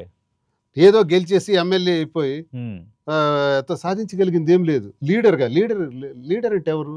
One who leads the issues, um, one who works for the people, one who works for the peoples, the troubles okay. From the people. ప్రజల యొక్క సమస్యలని ఎవరైతే స్పందిస్తాడో వాడి leader. ఉమ్, ప్రజల యొక్క మనోగతానికి అనుగుణంగా ఎవడు పనిచేస్తాడో వారు లీడర్. ఉమ్, నాకు లీడర్గా ఉండాలనుంది. అయిపోయిందండి, ఇన్నిసార్లు పోటీ చేశాను, అయిపోయింది. ప్రధాన పార్టీల నుంచి నేను కాంగ్రెస్ నుంచి చేశాను, వైసీపీ నుంచి పోటీ చేశాను, ఓకే, ఉమ్, 3-4 వేలతో పోయాను. ఇప్పుడు ఇండిపెండెంట్గా వెళ్తాను, ఓకే. ఇప్పుడు నా సత్తా ఏంటో చూపిస్తాను. ఉమ్, ఎస్, గొంతై మాట్లాడతాను. ఇది నేను మాట్లాడిన మాట మా శ్రీకాకుళం జిల్లాలో ఉండే ప్రతి ఒక్కడి గుండెను కూడా తడుతుంది. ఓకే. ప్రతి ఒక్కడికి ఇష్టం ఈ మాట. ఉమ్, ప్రతి ఒక్కడు స్మరించుకుంటాడు. నిజం నిజం నిజం శ్రీని చెప్పాడు. కానీ ఓకే. వాళ్ళు మాట్లాడలేరు. ఉమ్, వాళ్ళు మాట్లాడడానికి అవకాశం లేదు. వాళ్ళ తరఫు నేను మాట్లాడతాను. ఇదే ప్రజా వాయిస్, ఉమ్, పబ్లిక్ వాయిస్. ఇదే ఇచ్చాపురం నుంచి శ్రీకాకుళం వరకు డంకా కొట్టుకుంటూ ముందుకెళ్తాను, డంకా బజాయించి. ఓకే. ఎలా మార్పు రాదో చూస్తాను, వీళ్ళు ఎలా నన్ను అధిగమిస్తారో కూడా అంటే చూస్తాను. ఏంటి, అంటే పాదయాత్ర ఈ ర్యాలీ KD ఏమైనా brothers. Yes, పాదయాత్ర yes, చేయబోతున్నారా? yes, yes. నేను ఆల్రెడీ పాదయాత్ర చేశాను కదా. ఉమ్, ఆనాడు అప్పుడు- ధర్మాన ప్రసాద్ ఉమ్, నాకు హరిబాబు విషయంలో సస్పెండ్ చేస్తే కాంగ్రెస్ నుంచి, అప్పుడు నా వయసు 36 సంవత్సరాలు. ఉమ్, ఆ రోజే ఎవడి ధర్మాన ప్రసాద్ అని పాదయాత్ర చేశాను. ఓకే. ఇప్పుడు 59 years. ఉమ్, ఎంత ఎక్స్పీరియన్స్, ఎంత మెచ్యూరిటీ వచ్చి ఉంటుంది. నేను ఎలా విడిచిపెడతాను? Okay. ఇప్పుడు చేస్తాను. ఓకే. అంటే దువ్వాడ శ్రీనివాస్ గారు, వైఎస్ఆర్ కాంగ్రెస్ పార్టీ సస్పెన్షన్ విధించింది, మీరు ఇప్పుడు ఎమ్మెల్సీగా ఉన్నారు. అంటే ఎమ్మెల్సీ పదవి కూడా రాజీనామా చేయమని వైఎస్ఆర్ కాంగ్రెస్ పార్టీ నుంచి ఒత్తిడి ఏమైనా వచ్చిందా?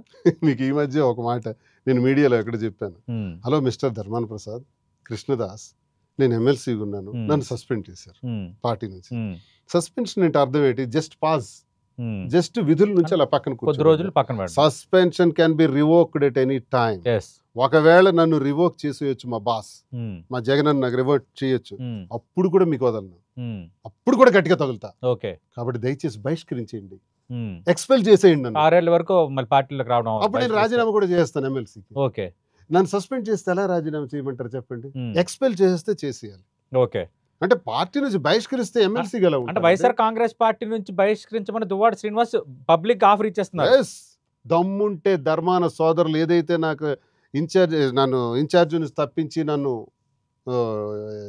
ఏం చేశారు, ఏమంటారు దాన్ని, బహిష్కరించలేదు. ఇప్పుడు నాకు తొలగించడం కాదు, నా మీద ఏం చేశారు, సస్పెండ్ చేశారు. ఉమ్. సస్పెన్షన్ కాదు, ఎక్స్పెల్ చేయమంటున్నాను, ఓకే బహిష్కరించమంటున్నాను. ఓకే మీకు దమ్ముంటే దువ్వాడ శ్రీనివాస్ ఏం చేయగలడు అంటున్నారు కదా. దువ్వాడ శ్రీనివాస్ కున్న శక్తి ఏంటి? శ్రీకాకుళం నిర్ణయం జిల్లా తీసుకోవాల్సింది అంటున్నారు మీ కదా. పార్టీ అధినేత నాకే జగన్. శక్తి లేదని నిర్ణయం తీసుకోవాల్సింది మీ పార్టీ అధినేత జగన్. జగన్ కూడా ఆఫర్ ఇస్తున్నారా?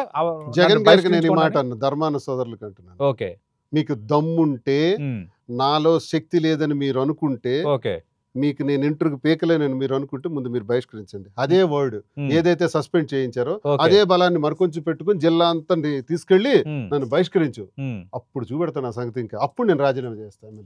ఎమ్మెల్సీ నాకెందుకు? అంటే దువ్వాడ శ్రీనివాస్ బహిష్కరించమని బహిరంగంగా మాట్లాడుతున్నాడు. బహిష్కరించండి అని మరి పార్టీ హైకమాండ్కి చెప్పి బహిష్కరిస్తారేమో. బహిష్కరించండి, మంచిది, సిద్ధమేనా మరి? సిద్ధమే, సిద్ధమే. జగన్ ఎన్నేళ్ళు ఉంది మీకు ఎమ్మెల్సీ? ఇంకా 2 years ఉంది. మరి ఎందుకు 2 ఏళ్ళ చట్టసభలో అధికారాన్ని ఎందుకు ఇప్పుడు వదులుకుంటున్నారు? 1 hour లో నాకు బహిష్కరణ ఎక్స్పెల్ అని వస్తే ఈ జస్ట్ 1 minute తర్వాత రాజీనామా చేస్తాను. ఓకే ఈ పదవుల కోసం. ఆనాడు జిల్లా పరిషత్ వైస్ చైర్మన్ రాజీనామా చేస్తాను సార్. ధర్మాన ప్రసాద్ సస్పెండ్ చేస్తే రాజీనామా చేసి పాదయాత్ర చేశాను. ఆ పాదయాత్ర ఫోటోలు పంపిస్తాను చూడండి. ఒక్కడనే పాదయాత్ర చేశాను. 2008లో ఏప్రిల్ 24 నుంచి జూన్ 6వ తారీఖు వరకు 15,000 మంది ఆఖరి రోజు మీటింగ్ అయింది. భారీగా జనం నాతో ర్యాలీ అయ్యారు. ఆ ఫోటోలు ఇస్తాను, ఒకసారి చూపించండి జనానికి. పదవుల్లో ఉండడం లేదంటే చట్టసభ సభ్యులుగా ఉంటే కొంత ప్రజలకి సేవ చేయడానికి, పనులు చేయడానికి స్కోప్ ఉంటది కదా. సస్పెండ్ బహిష్కరిస్తే ఏం చేయమంటారు? ఒకవేళ బహిష్కరణ జరిగితే నేను ఈ మాట అంటున్నది జగన్. వాళ్ళే అనలేదు కదా, మీరు ఆఫర్ ఇస్తున్నారు దమ్ముంటే బహిష్కరించి ధర్మాన. మరి ఈ మధ్య మా జిల్లాలో జరుగుతున్న చర్చ అది. వీడిని ఇలా కూర్చోబెట్టకూడదు, ఎక్స్పెల్ చేయమనండి. అందుకు నాకు అంతకన్నా తిక్క కదా.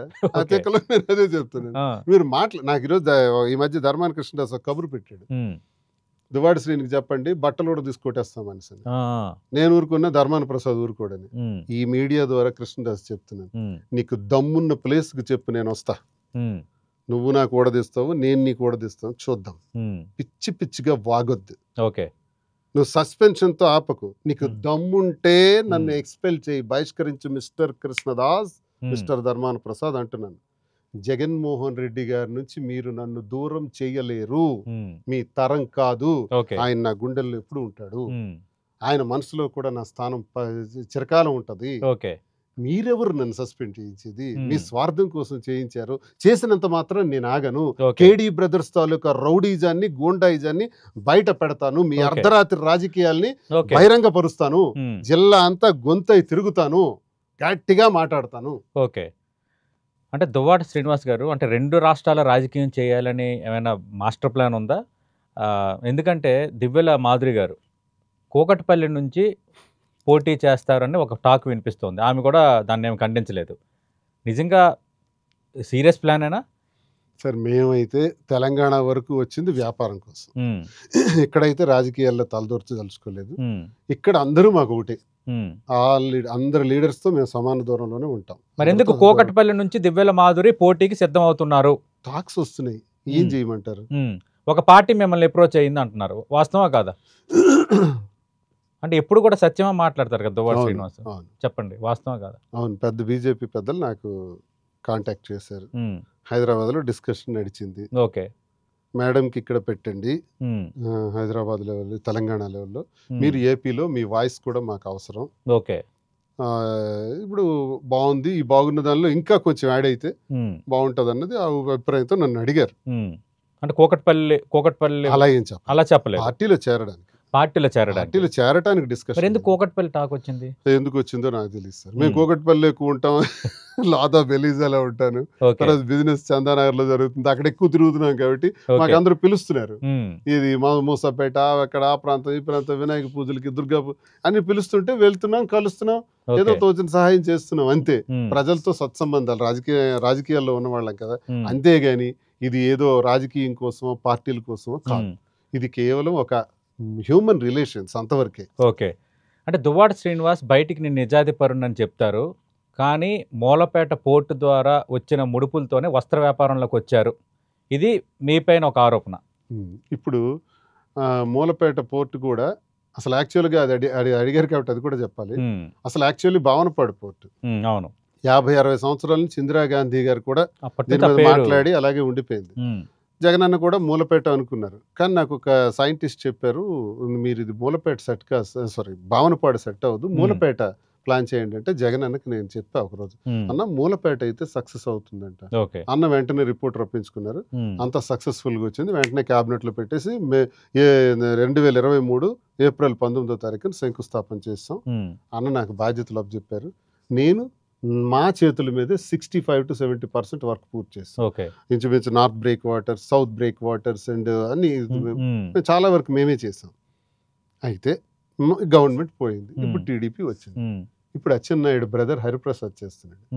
ఓకే, దమ్ముంటే ఓకే, అచ్చెన్నాయుడు మంత్రిగా ఉన్నాడు కాబట్టి మీరన్నట్టు నేను ఆ పోర్ట్లో అక్రమ సంపాదన చేస్తుంటే, అక్రమంగా నేనేమైనా కానీ తీసుకుని ఉంటే ఓపెన్ చేయమనండి, ఫైలు తీయమనండి.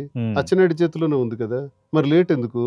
మరి ఇంత తిడుతున్నాను కదా, ధర్మాన ప్రసాద్ కృష్ణదాస్ అచ్చెన్నాయుడు ఒక దగ్గర కూర్చొని నా మీద ప్లాన్ చేసేయచ్చు కదా, తీసేయచ్చు కదా, తీసేసి కేసు కట్టేయచ్చు కదా. ఎస్, నేను మెయిన్ కాంట్రాక్టర్, విశ్వసముద్ర కంపెనీ నుంచి నేనే మెయిన్ కాంట్రాక్టర్. నేను సబ్ కాంట్రాక్టర్స్కి ఇచ్చి చాలా వర్క్ చేశాను. ఐటీ రిటర్న్స్ ఉన్నాయి, జిఎస్టీ ఉంది, పేమెంట్స్ ఉన్నాయి, అన్ని ఎవిడెన్స్లు ఉన్నాయి.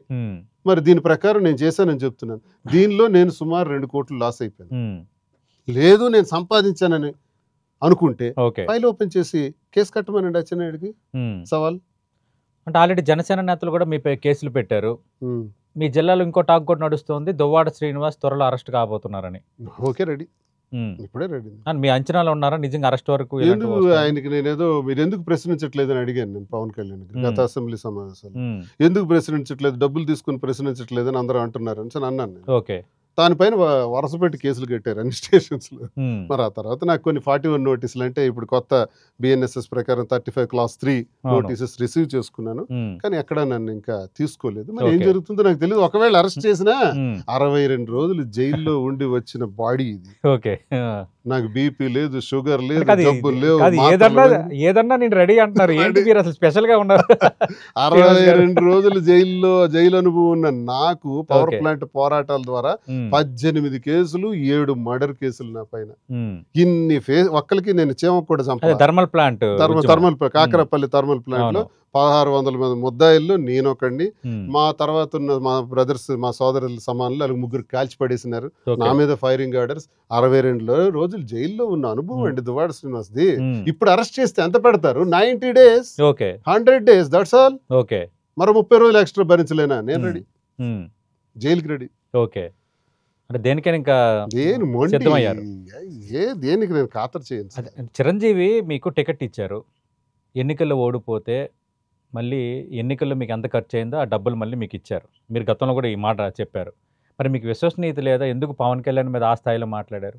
చిరంజీవి గారు లాంటి గుడ్ పర్సన్ ని నేను రేర్ గా చూస్తుంటాను. Is very very very nice gentlemen. Okay, నాకు పార్టీలో జిల్లా పార్టీ అధ్యక్షుడిగా చేశారు.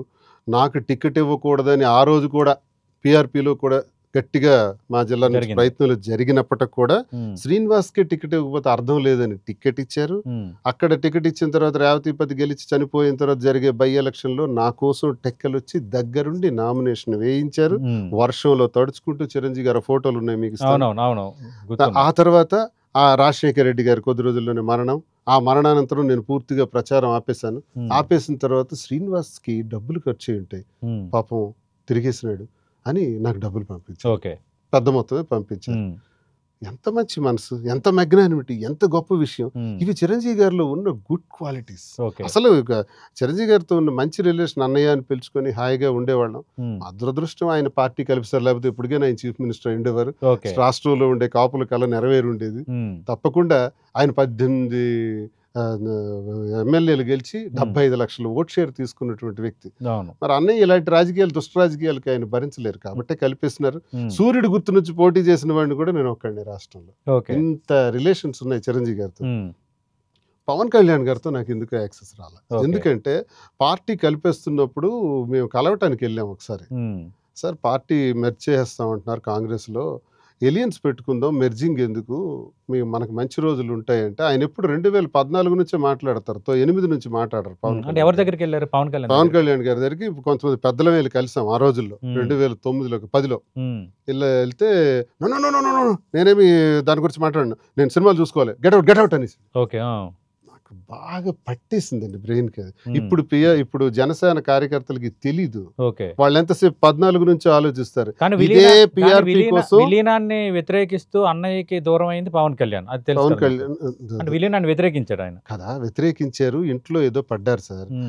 చిరంజీవి గారు పార్టీకి వచ్చినంత పెద్ద క్యాడర్ ఏ పార్టీకి కూడా రాల. IASలు IPSలు కూడా రిజైన్ చేసేసి మరి కూడా వచ్చేసినారు ఆ పార్టీకి. మేధావులు కూడా చాలా మంది పార్టీలో అందరూ కేర్ ఆఫ్ ఫుట్పాత్ అయిపోయారు సార్. కేర్ ఆఫ్ ఫుట్పాత్ అయినప్పుడు మీరు ఆలోచించాలి కదా. ఏదో ఒక మంచి మాట మనం మరి చేయలేకపోతున్నాం, కాఫీ తాగండి చేయలేకపోతున్నాం, ఇది పరిస్థితి. మరి ఆ తర్వాత ఆయన జనసేన పార్టీ పెట్టాడు కదా. ఆ తర్వాత గురించి మాట్లాడతారు, 8 నుంచి మాట్లాడరు. అదే నా బాధ. ఓకే. మరి మాలాంటి వాళ్ళ పరిస్థితి ఏంటి? కేర్ ఆఫ్ ఫుట్పాత్ అయిపోయాం చాలా మంది. 14 నుంచి మీరు వచ్చారు, నిలబడ్డారు, ఏదో చెప్తున్నారు, తిరిగారు, బాగుంది. మరి మా పరిస్థితి ఏంటి? మేము దెబ్బలు తిన్నాం, బాధలు పడ్డాం, దిగామంటారు. మరి దిగిపోయిన మేమేం కావాలి? PRP తిరుపతిలో జరిగిన బహిరంగ సమావేశానికి 150 బళ్ళు పెట్టుకుని కార్లు ఆ రోజుల్లో పెట్టుకుని 2008లో తీసుకెళ్ళిన దువ్వాడ శ్రీనివాస్. ఇప్పుడు ఎవరో జనసేన వాళ్ళు నన్ను విమర్శిస్తారు, ట్రోల్ చేస్తారు. నా చరిత్ర మీకు తెలియదు. చిరంజీవి గారి గురించి ఎంతో కష్టపడి పనిచేసిన వ్యక్తిని. ఈ బాధలో నేను అంటున్నానే తప్ప అతనికి ఇతనికి తేడా ఉంది అంటున్నాను. ఓకే. దువ్వాడ శ్రీనివాస్ గారు రాజకీయాల నుంచి ఒక్క నిమిషం పక్కన వద్దాం. బిగ్ బాస్ సీజన్ స్టార్ట్ అయింది, పోటీ చేసే వాళ్ళ లిస్ట్ కూడా వచ్చేసింది. దువ్వాడ శ్రీనివాసు అలాగే మాధురి గారు మీ ఇద్దరు ఖచ్చితంగా బిగ్ బాస్లో ఉంటారు అన్నది చర్చ జరిగింది. ఎస్, నేను ఉండబోతున్నానని ఆమె కూడా ఒకరిద్దరి దగ్గర అన్నారు. కానీ ఏమైపోయింది? మీరిద్దరు లేరు పార్టిసిపెంట్స్లో. నిజానికైతే మమ్మల్ని కాంటాక్ట్ చేయడం జరిగింది. ఆ టీం వచ్చి మాట్లాడారు. మీరు అగ్రిమెంట్ ఇవ్వండి, వెంటనే 7వ తారీఖు నుంచి స్టార్ట్ అవుతుంది కాబట్టి రమ్మని మంచి చెప్పారు. కానీ మేము వెళ్తే ఒకసారి 3 నెలలు వెళ్ళటానికి సిద్ధపడాలి. ఆ తర్వాత నేను మెయిన్ కాదు, మాధురి అని వెళ్ళాలి, నేను బయట ఉండిపోవాలి, సిద్ధపడాలి. ఒకవేళ 2-3 వారాల్లో తిరిగి వచ్చేస్తే ప్రాబ్లం లేదు. ఉంటే పరిస్థితి ఏంటి? మా బిజినెస్లు, ఇన్వెస్ట్మెంట్స్ ఇవన్నీ ఉన్నాయి. విశాఖపట్నంలో మరో బ్రాంచ్, జూబ్లీ హిల్స్లో మరో బ్రాంచ్ రెడీ అవుతుంది. ప్రస్తుతానికి వెళ్ళటం కష్టం అని సున్నితంగా మేము రాలేమని చెప్పడం జరిగింది. అందుకే వెళ్ళట్లేదు. నిజానికైతే ఆహ్వానం వచ్చింది, వెళ్ళాల్సిందే, కానీ వెళ్ళలేదు, రాలేమని చెప్పాం. ఓకే. ఆ మధ్యన కొంత సినిమాలు, ఫైట్లు, కొంత హడావడంతా చేశారు. ఇప్పుడు కొంచెం ఫ్రీ టైం దొరికింది, మళ్ళీ సినిమాలు అలాంటివి ఏమైనా ఎక్స్పెక్ట్ చేయొచ్చా? సినిమా అంటే నాకు కొంచెం ఇష్టం. ఎందుకంటే DFT diploma in film tracking and DFA ఈ రెండిటిలో నేను ఇచ్చేసాను. అంటే ఉంది, సంబంధం ఉంది. ఓకే, చేసాం. అవకాశం రాలేదు, ఆ ఫీల్డ్కి మనం పనికిరాం అనుకున్నాం, రాజకీయాల్లో స్థిరపడిపోయాం. సరే, ఎవరెవరో అడుగుతున్నారు. ఒకవేళ అవకాశం వస్తే పార్టీ మీద వాలంటీర్ అని ఒక సినిమా కూడా తీసాను, పార్టీ రిలీజ్ చేసాం. అది నా సొంతంగా నేను మాధురి కలిపి తీసాను. అందులో ఫైట్స్ కూడా చేశారు కదా. ఫైట్స్ కూడా అది కొంచెం విజువల్ వాల్యూస్ తక్కువ, కానీ ఎలాగో తీసాం, రిలీజ్ చేసాం. సో నెక్స్ట్ చాలా మంది అడుగుతున్నారు, చూద్దాం. అది ఇంట్రెస్టే కాబట్టి చూద్దాం. ఓకే, రైట్, చూద్దాం. మరి దువ్వాడ శ్రీనివాస్ గారు, వైఎస్ఆర్ కాంగ్రెస్ పార్టీ సస్పెన్షన్ ఎత్తైపోతే నా సత్తా ఏంటో నేను చూపిస్తాను, ఎత్తేయరనే అనుకుంటున్నాను. అలాగే తనను బహిష్కరించమని శ్రీకాకుళంలో ఉన్న ధర్మాన బ్రదర్స్కి కూడా నేను ఆఫర్ ఇస్తున్నాను. ఎమ్మెల్సీ నన్ను బహిష్కరిస్తే ఇంకా ఎమ్మెల్సీ పదవి కూడా నేను రాజీనామా చేస్తానని ఆయన బహిరంగంగా ఆఫర్ ఇస్తున్నారు. రాజకీయంగా నేను ఖచ్చితంగా ఇండిపెండెంట్గా పోటీ చేస్తామని చెప్తున్నారు. మరి ఇండిపెండెంట్గా పోటీ చేస్తారా, సొంతంగా పార్టీ పెడతారా అనేది మనం వేచి చూడాలి. ఏదేమైనా రాజకీయంగా ఒక బీసీ నినాదాన్ని మళ్ళీ తెర ముందుకు తెస్తున్నారు. అలాగే తన కమ్యూనిటీకి తీవ్ర అన్యాయం జరుగుతుందన్న అంశాన్ని మళ్ళీ తెర ముందుకు తెస్తున్నారు.